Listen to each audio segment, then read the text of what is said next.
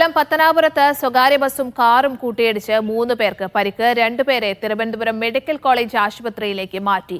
മറ്റൊരു വാഹനത്തെ മറികടക്കുമ്പോൾ കാർ സ്വകാര്യ ബസുമായി കൂട്ടിയിടിക്കുകയായിരുന്നു.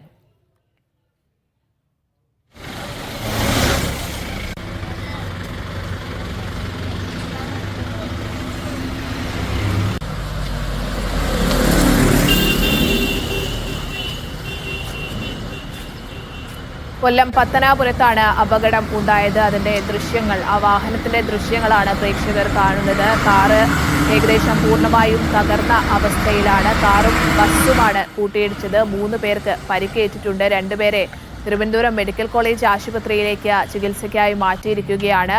മറ്റൊരു വാഹനത്തെ മറികടക്കുമ്പോഴാണ് കാർ സ്വകാര്യ ബസ്സുമായി കൂട്ടിയിടിക്കുന്നത്. ആ കൂട്ടിയിടിച്ച അപകടത്തിൽ പെട്ട കാറിന്റെ ദൃശ്യങ്ങളാണ് പ്രേക്ഷകർ കാണുന്നത്. ലിജോ റോളൻസ് കൊല്ലത്ത് നിന്ന് വിവരങ്ങൾ പങ്കുവയ്ക്കും. ലിജോ, ആ കാറിന്റെ ദൃശ്യങ്ങൾ കാണുകയായിരുന്നു. അപ്പാടെ തകർന്ന രീതിയിലാണ്.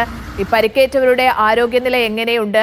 ഈ അപകടവുമായി ബന്ധപ്പെട്ട മറ്റു വിശദാംശങ്ങൾ കൂടി.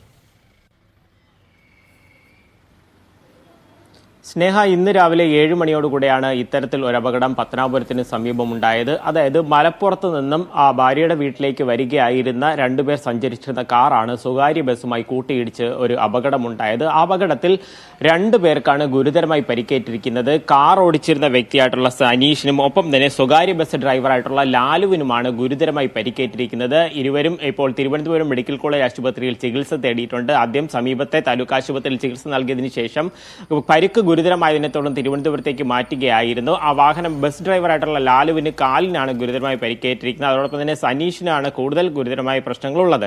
ഈ അപകടം സംബന്ധിച്ച് മനസ്സിലാക്കാൻ കഴിയുന്ന കാര്യമെന്ന് പറയുന്നത്, മറ്റൊരു ബസ്സിനെ ഓവർടേക്ക് ചെയ്തുകൊണ്ട് കാറ് കടന്നു വരുന്ന സമയത്തായിരുന്നു എതിരെ വന്ന ആ സ്വകാര്യ ബസ്സിലേക്ക് ഇടിച്ചു കയറിയത്.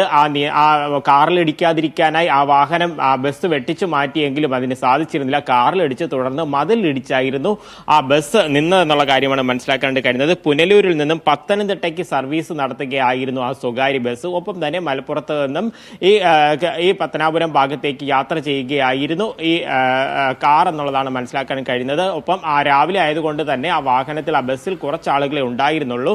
6ഓളം പേർക്ക് നിസ്സാര പരിക്കുകളാണ് ഏറ്റിട്ടുള്ളത്. സ്നേഹ.